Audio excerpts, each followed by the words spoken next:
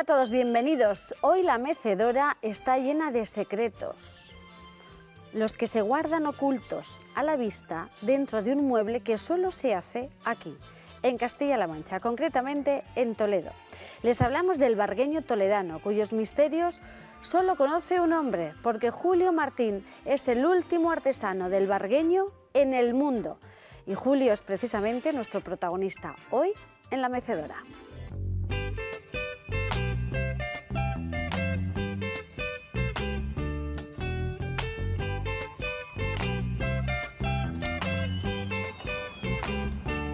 Buenos días, mi nombre es Julio Martín, soy artesano de la madera, llevo ya muchos años trabajando en este campo, tengo 73 años y con vuestra amabilidad que venir a visitarme os indico cómo vais a ver las cosas que te hacemos dentro.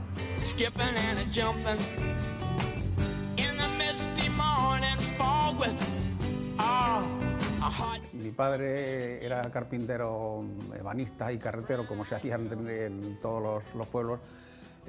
Este tipo de artesanos hacían todo tipo de muebles. Entonces lo mismo se hacían altares, se hacían carros, se hacían mesas, se hacían todo ese tipo de cosas. Entonces cajas para guardar cosas siempre se han hecho, como se inició esto en el siglo IX. Eso puede ser uno de los inicios de los vargueños. Cosa que yo no había visto, lógicamente. Estamos hablando de cuando yo tenía 9 o 10 años, que es cuando empecé a trabajar con mi padre. Y bueno, recuerdo que una de las visitas que hicimos a un palacio que había allí en Noé, pues había unos muebles tallados de maravilla, serían de la época que fueran, ¿no? Y entonces yo al verlos, cosa que en esa época mis padres no hacían, lógicamente, porque esos eran trabajos mucho más finos y mucho más artísticos, en los que se hacía era más rudimentario, pues una de las cosas esas es que siempre me gustó hacer ese tipo de cosas, con lo cual pues conseguí después hacerlo, después de muchas vicisitudes. 4 generaciones, mi bisabuelo, mi abuelo, mi padre y yo, con lo cual nos remontamos a, no sé, 150 años, por ahí más o menos.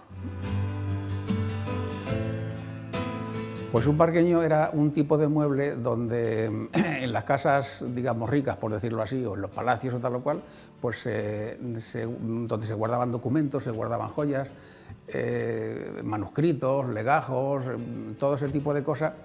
Estamos hablando de tiempos donde no había banco, 13, 14, 15, 16, y entonces esos muebles en principio eran más rústicos, esos muebles reflejaban un poco el estilo de la época. Hay vargueños de un poco de estilo románico, muy sencillo, muy el clásico español. Después ya viene el mudéjar, que ya por el 16, que es este concretamente que estamos viendo. Y después ya viene el plateresco, el renacentista. Los artesanos reflejaban en sus muebles y en sus trabajos el estilo de la época. El estilo de los edificios, el estilo de las catedrales, como detalle del gótico, como detalle de... Todos esos detalles los metían en los... Cuanto más tiempo, más fue pasando el tiempo, más artísticos eran, lógicamente.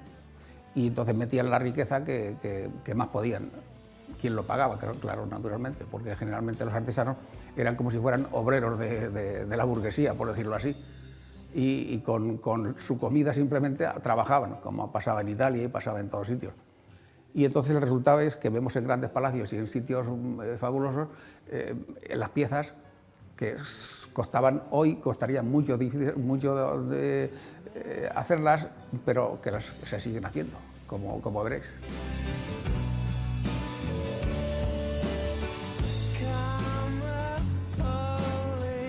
Bueno, todo esto cuesta años, como es lógico. Lo que pasa es que tienes que tener, aparte de lo que yo sabía como un carpintero normal de un pueblo, pues después ya en Toledo, ya entré en la Escuela de Artes y estuve varios años allí, donde hacías pues, dibujo artístico, vaciado, dibujo lineal, talla, dorado, ebanistería, todo ese tipo de cosas es el conjunto de oficios que después vale para hacer un tipo de cosas así, que por sí solo son oficios diferentes y la gente vive con cualquier oficio de esos. Pero en un vargueño había que meter todo ese tipo de oficios, 8, 9, 10 oficios, y claro, las piezas son fabulosas, como es lo que era. Pues esos oficios imagínate que empiezas por la pieza que has cogido de unas diapositivas, o de un libro, o de un museo donde has visto, pues tienes que empezar a hacer los diseños de esa pieza, porque no te la dejan traer, como es lógico. Tienes que hacer los planos con las mediciones, esos planos después valen para hacer la producción. después de la producción viene el montaje, después viene la marquetería, todas esas cosas metidas en la pieza. Después, son oficios de por sí. Después viene el torneado, después viene el que hace los bronces, después viene el herrero que hace los herrajes, después viene el que barniza, después el dorador, después el policromador. Todos esos son oficios por sí solos, pero que están metidos dentro de este tipo de piezas. Por eso son tan importantes y tan... Después viene la grabación que se hace de las familias que te le compran, que quieren que se grabe el nombre de los hijos, de los nietos, del casamiento de unos, de otros. Entraña secretos, muchos. Hay piezas que tienen 10, 12, 15 cajones escondidos, secretos, claro. Ahora se hace como detalle, lógicamente, no tiene ningún sentido, pero en su tiempo sí tenía sentido, claro. Ahí se guardaban joyas, documentos, cartas de amantes. Tenemos un pergamino escrito, que he escrito yo, cogido de libros y demás, donde explica un poco todo eso, y es muy curioso. Ese pergamino se entrega a la gente de forma que cuando lo compra, de forma que cuando está viendo el bargueño, visitantes, familia, tal o cual, están leyendo al lado el pergamino y están viendo la historia total de ese bargueño que están viendo, cosa que no viendo el bargueño ni no leyendo nadie lo sabe.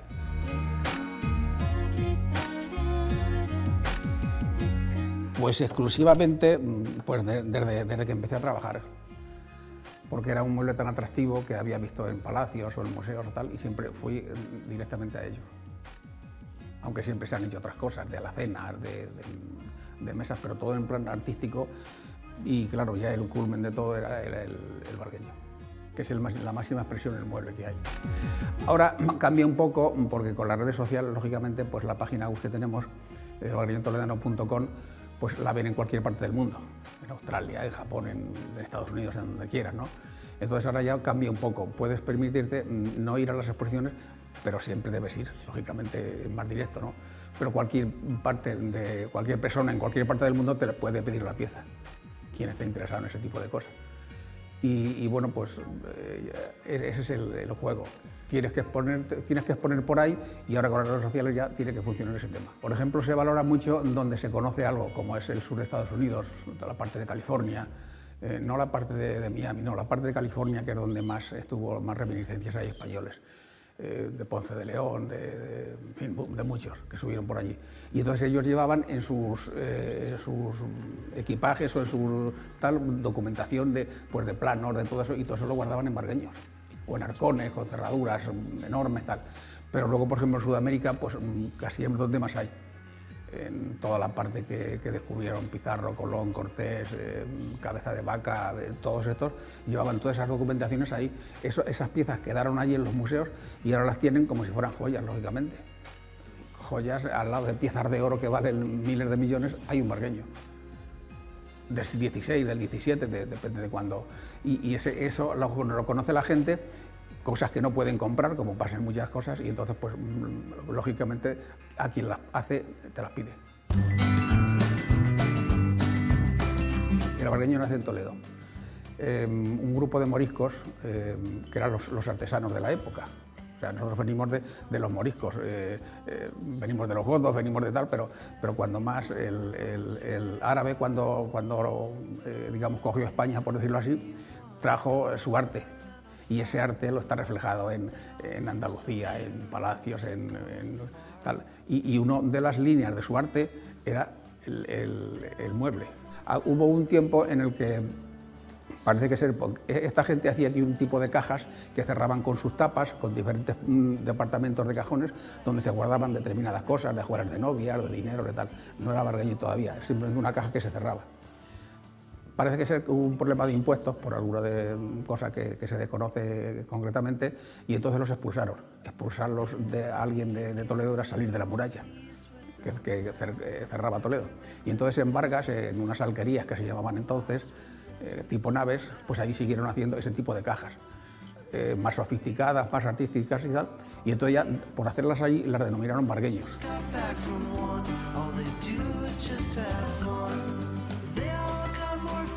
Esto es una mesa policromada, copia de una pieza que hay en el Museo de Artes Decorativas en Madrid. Son a las que se doblan. Está envejecida, como se supone que ha pasado el tiempo en donde está el original. Y bueno, por estas se han hecho varios modelos y varios tipos, redondas, ovaladas. bueno, es un floreado, digamos, popular y esto es el tipo de pieza este. Vamos al taller y vamos a hacer alguna pruebecita de las cosas que hacemos. Bueno, ahora vamos a explicar con un poco de detalle cómo se inicia a hacer el inicio de un bargueño, los primeros pasos, digamos. Aquí tenemos unos bocetos, primero en este caso, unos bocetos donde se ha copiado sobre una idea concreta de una pieza determinada. Un mueble de museo, por ejemplo, de un bargueño, y entonces se ha hecho el boceto primero, después se ha hecho otro boceto también un poco en bruto con la acotación de medidas de todas las formas que vale para la fabricación, y después ya empezamos a hacer los planos de lo que es exactamente la pieza que vamos a hacer.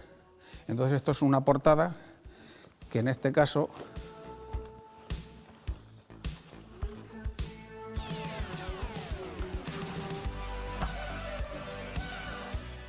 una vez terminada es esta portada.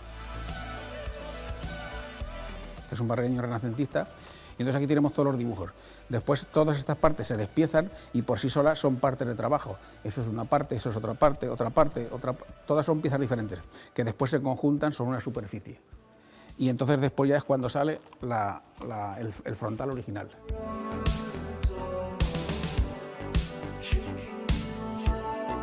El primero fue el original y después posiblemente se hizo alguno más o no, pero ese original está en el museo y de ahí es donde nosotros copiamos. Aquí no se puede inventar nada. Después sacar ya dibujos concretos de cualquiera de las piezas, que es la que nos vale para trabajar en la madera.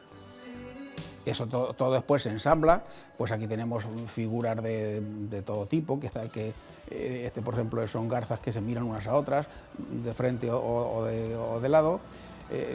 Estos son unos dibujos arabescos.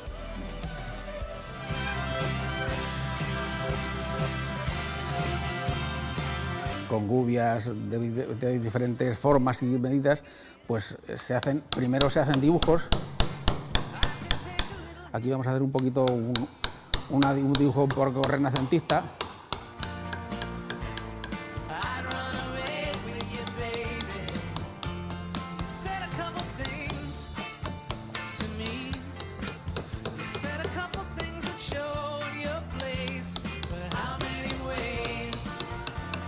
Esto sería la primera fase de marcarlo todo. Y después empezaríamos a desbastar para dejar la figura del trabajo en una superficie más alta.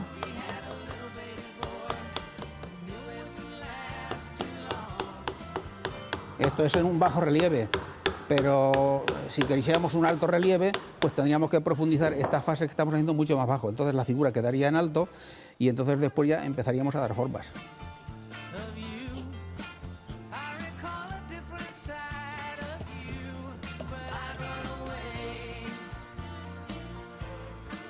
Lo que es un trabajo normal, detallista. Muy bien, llegó el momento. Venga, empieza tú. Hombre, de varios materiales.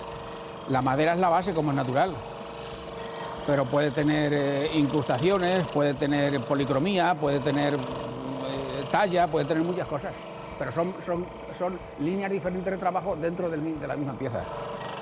Generalmente abedul y nogal son las mejores maderas por su densidad, por su dureza, una dureza media para poder trabajar y tallar. Los interiores generalmente son en pino.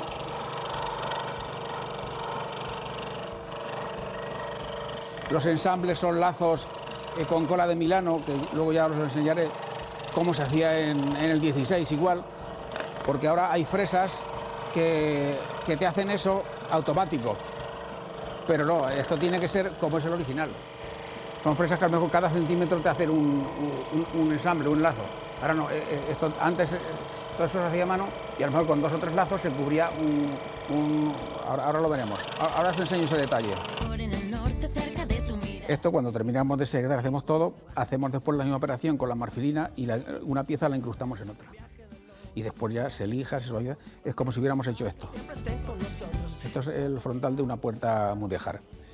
Pues entonces esos trabajos se han conjuntado y esto ya se ha pegado en otra superficie más dura, o sea, más gruesa, entonces ya esto se lija en superficie, se plastece todo, se lija otra vez, se suaviza total y después ya se recuadra, se ajusta a dónde va a ir la puerta y ya está la puerta terminada.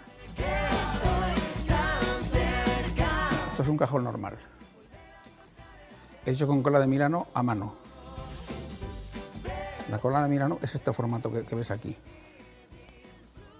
con lo cual no tiene escape, siempre se ha hecho así. Tiene su fondo de madera también y luego digamos que ese frontal que estamos hablando es el que se planta aquí, entonces ya el cajón entra y sale, pero con el frontal, el embellecedor que hay. Aparte luego lleva sus molduras, tal, depende del modelo y depende de... pero en esquema es esto. En diferentes modelos, ¿ves? Aquí tiene los cortes de cola de Milano, en todo, su fondo, aquí es donde se hacen las inscripciones de época, de familia, de hijos, su herraje, todo redondeado, todo suavizado, luego esto ya está envejecido, lógicamente, y entonces ya es un cajón normal. Sí, los que se restauran naturalmente es porque tienen muchos años, pero tienen el problema de que pues, a lo mejor tienen mucha carcoma, están desvencijados, y bueno, pues hay piezas que para restaurarlas tardas tanto como en hacerlas. Pero bueno, quien tiene el valor de ese tipo de cosas, hay piezas que merecen la pena restaurarlas, otras no, otras aunque tengan 4 siglos no tienen valor, tienen un valor relativo del tiempo, pero no tienen por ejemplo un valor artístico. Pero generalmente ese tipo de piezas están muy bien cuidadas porque han estado en palacios, han estado en... Otras veces pues tenía cualquier persona a lo mejor en una cámara porque no le gustaba o se pintaban de color, en fin, se ve cada barbaridad de esas en ese campo, pero las piezas que realmente valen están bien cuidadas y la familia las ha cuidado, pero el que tenga carcoma o cosas de esas es otro tema. Pero inscripciones hemos encontrado de muchos tipos, o papeles incluso de hace montones de años que estaban escondidos en los cajones secretos, que el dueño ni había conseguido abrirlos a lo mejor porque no lo sabía, y te has encontrado un periódico de hace 100 años o de hace 150 años. Eso sí lo hemos tenido bastantes veces. Esto es policromía, envejecida, claro, lleva una parte de yeso inicial o de aguaplast, diferentes capas, después se lava con agua, después ya se da el bol, que es una pintura rojiza que va debajo, encima del yeso, después ya se dora todo, se meten los esmaltes y después ya con pinceles y plumillas se hace toda la filigrana del trabajo que se haga, bien renacentista como es este, bien, depende. Y después ya se envejece. Entonces cuando eso está en el conjunto de piezas, en un bargueño, pues ya veréis luego la belleza que es. Esta es una edición de libros que se han hecho en alguna de las ediciones de Farcama y entonces recogen un muestrario de 10 o 12 artesanos, de los 50 mejores artesanos que hay en Castilla-La Mancha, que somos maestros artesanos. Entonces, pues esta es una foto de uno de los modelos que tenemos en la página web. Y bueno, pues aquí está un poco la historia de que estamos hablando, de que estamos contando. Y yo soy más joven y más delgado. ¿Qué recuerdo tiene ese día? Bueno, pues era muy importante porque era una de las primeras exposiciones, que se hicieron aquí en Toledo. Vamos, esto era en el 64, pero yo 15 años antes yo había hecho la primera exposición en la Posada de la Hermandad, entre 3 artesanos iniciales, que uno tenía armaduras, otro damasquino y yo que lleno la Posada de la Hermandad de Muebles.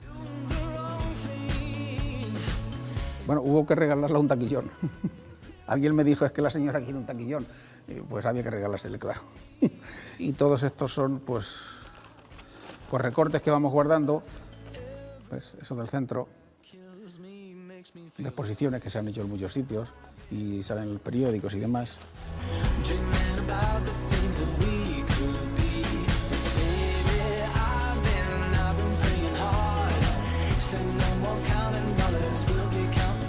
Ay, si hablasen esos bargueños, esos que no faltaron en los palacios y casas solariegas desde el siglo XVI hasta ahora, ¿Cuántas cosas podrían contarnos, eh? Como Julio Martín, que hizo del oficio de carpintero que le enseñó su padre todo un arte a punto de desaparecer. Pues ahora me acompañáis y vamos arriba a la exposición a Nuño de Arce número 4, al lado del Bar Abadía, que es muy conocido de la gente, en el mismo centro, y vemos las cosas que tenemos allí. Adelante.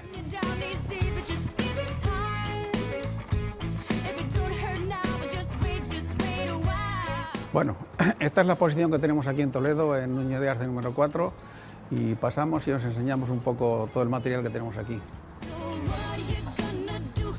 Esta es una combinación entre policromía y castellano. Los dibujos son renacentistas, el original está en el Museo de Sorolla en Madrid, va montado sobre pie de puente, como veis, que era una pieza única en los vargueños. No, este tipo de pie no lo hay en ningún mueble del mundo, solamente en el vargueño. Era un tipo de trípode que los vargueños eran cajas antes que se guardaban, se colgaban en los mulos para llevar a campos de batalla, dinero para los soldados, equipamientos, tal, ¿no? Y entonces se dejaban caer, de hecho tenían todos sus asas y sus herrajes y demás como ese. Entonces abrían las tapas, pero claro, al caerse inventaron un tipo de trípode más o menos para poder dejarle y que no cayera al suelo. Después eso se fue sofisticando y ya quedó como pie de puente, que se llamó, de estilo románico el arco, zapatas talladas y piezas de estas salientes que cuando, ahora lo veremos en otros, cuando tiene la tapa es cuando esto sale y la tapa descansa ahí. Y equivalía de escribanía para escribir documentos o tal. Entonces todos tenían sus cajones secretos escondidos de una forma o de otra. Por ejemplo, este no podemos sacarle, pero si sacamos este, pues nos encontramos aquí, que se había caído, un cajón escondido. Le dejamos ahí. Por ejemplo, si metemos la mano por aquí, pues también sacamos cajones escondidos por dentro. Unos los tienen de una forma, aquí hay un cajón entero, unos tienen de una forma, otros los tienen de otra. Y pues aquí se hacen inscripciones de la familia, de épocas, de lo que sea, ¿no? Luego ya pasamos a este, que es de estilo mudéjar.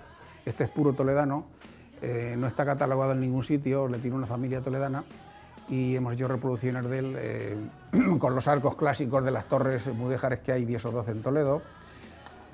Pues igual, tiene por ejemplo cajones escondidos por aquí dentro. Por ejemplo, este no podemos sacarle porque está trabado con dientes laterales, pero aquí tiene otros más finitos.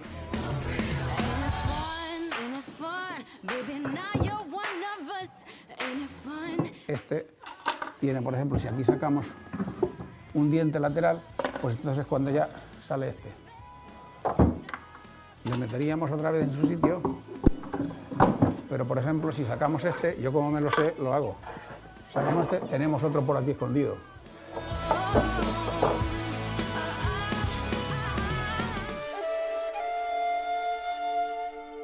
Este es un pergamino que he escrito yo, de las muchas cosas que escribo en verso, pues entonces refleja un poco la historia de los vargueños que yo he conseguido encontrar en libros y por mi experiencia y lo que he encontrado por ahí en museos de España y del extranjero, y lo reflejo un poco aquí. En la noche de los tiempos, allá por el siglo IX, hubo algunos artesanos que sin saber empezaron la historia que ahora nos mueve. Se cuenta que unos moriscos artesanos testarudos, por un problema de impuestos, estos fueron expulsados de Toledo a extramuros. Artesanos ebanistas finos trabajos hacían, entre ellos unas arquillas con varios departamentos que con su tapa cubrían. Su destierro fue muy corto, las distancias no eran largas. Cerca encontraron cobijo y montaron sus talleres en una alquería, en Vargas. En hacer estas arquillas pusieron todo su empeño. Por hacerlas en Vargas, a estos muebles artesanos denominaron vargueños.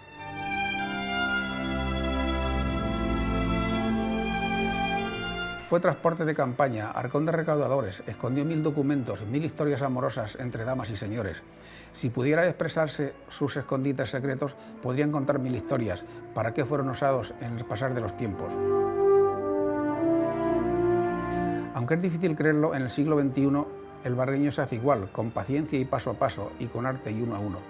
Barroco renacentista, mudéjar o castellano, español o plateresco, nació el vargueño en Toledo, el vargueño es toledano.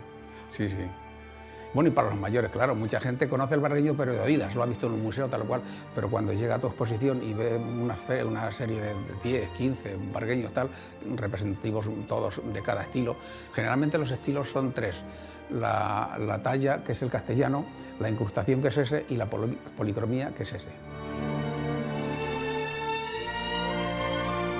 Y bueno, pues luego los hay con muchas, por ejemplo, este le tenía Carlos V en el Alcázar, cuando se incendió en el 1860 o por ahí, pues entonces estos eran los escudos que tenía él cuando vino de Gante, que es donde nació.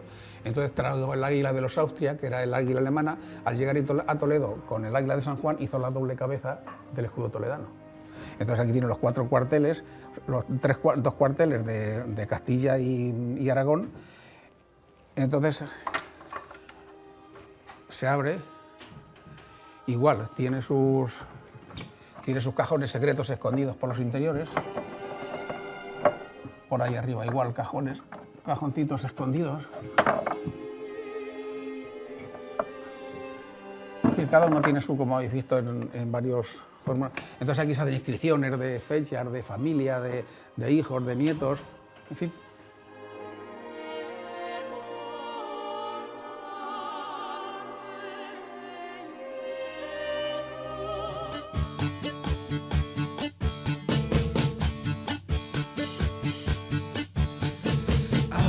Bien, gracias. La jefa, ¿no? Sí, sí, el jefe es él, ¿eh? Pero bueno, yo ayudo un poquito también. Y entonces, pues ella es la que generalmente se enrolla, habla, convence tal y cual, y cuando está ya maduro el tema, entonces es cuando ya me lo pasa y ya yo termino la operación.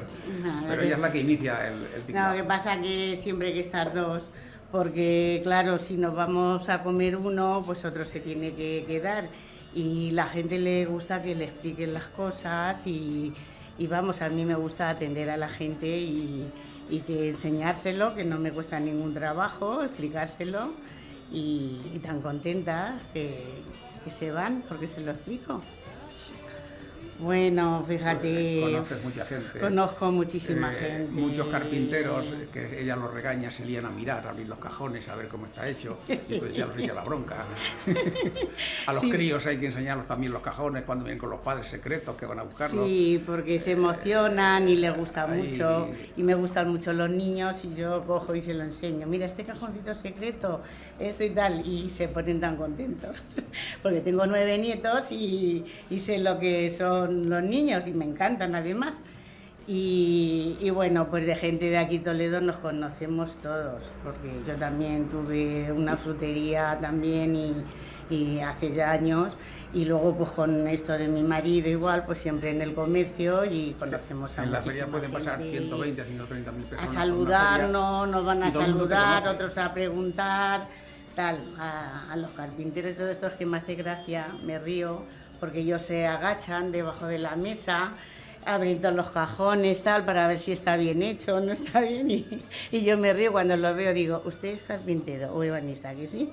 Y dicen, pues sí, ¿cómo lo sabió ahí? Que yo ya lo sé. Muchos años.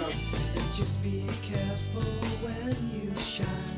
'Cause if you Yo creo que esta pieza... Yo creo que se va a hacer cada vez más, Cada porque vez cada vez más, hay menos. porque ya no hay quien lo haga. Y estos unos tiempos hicieron mucho juego, porque date cuenta que eran los bancos de antes. Entonces ahí donde metían las joyas, todos los documentos, todo el dinero, todo. Y ahora sí se queda pues como un mueble de museo, pero que tiene mucho valor, porque hay que mirarlo pues como cuando lo compras, pues Mucha gente lo hace como inversión. como una inversión, y esto lo disfrutas tú, tus hijos, toda la familia, y luego los chicos que lo ven les gusta. ¿Sabes? Que ven a lo mejor sin moderno, pero les gusta porque lo han visto en su casa, esto, ¿sabes? De estos muebles. Ah, ya somos En nuestra viejecitos, familia nadie, por ya desgracia. nadie, somos viejecitos, ya esto mientras podamos y hasta que se vendan y podamos seguiremos, pero luego Estaremos algún después año esto más en ya... Farcama hasta que tengamos material. Después, Hasta que después se ya, acabó. según se vayan vendiendo, nos quedamos sin ellos, ya no hay pieza nada más que No es porque no las hemos que dado a hay. enseñar, como te he contado, tenemos tenido un centro de formación y han pasado alrededor de 2.000 alumnos. pero nadie se mete en estos berenjenales. Son piezas muy complicadas, muy caras de hacer y de producir, con mucho costo, mucho tiempo y eso cuesta mucho dinero. I hear in my mind all of this music and it breaks my heart and it breaks my... Bueno, después ya habéis visto todos unos cuantos de los modelos que hay con los sistemas de formas de trabajo, de producción, de planos, de fotos, de fotos que tenemos de exposiciones anteriores en varios sitios. Y entonces, pues nada más, dar un poco las gracias a Castilla-La Mancha y invitaros a que veáis el programa de La Mecedora, invitarlos a que vean el programa de La Mecedora, que es el que estamos hablando, que vean nuestra página web, nuestra dirección y bueno, pues nada más, gracias a todos. Muchas gracias a vosotros y nada, que vean el programa de La Mecedora, que de verdad que les va a gustar. Gracias, adiós. Hasta siempre. Hasta luego. Gracias. breaks my heart, when it breaks my heart. El vargueño está en peligro de extinción y a esa llamada de auxilio que hace Julio Martín hemos acudido porque es una pena que algo tan hermoso deje de hacerse. Y con la esperanza de que no sea así, decimos adiós a Julio y a ustedes les citamos de nuevo para que me acompañen en esta mecedora, que es la suya, el espacio donde contar su vida, enseñar lo que hace o simplemente recordar vivencias. Pueden hacerlo en nuestro teléfono 900-120-170 o en el correo electrónico lamecedora@rtvcm.es. Hasta el próximo programa. Adiós.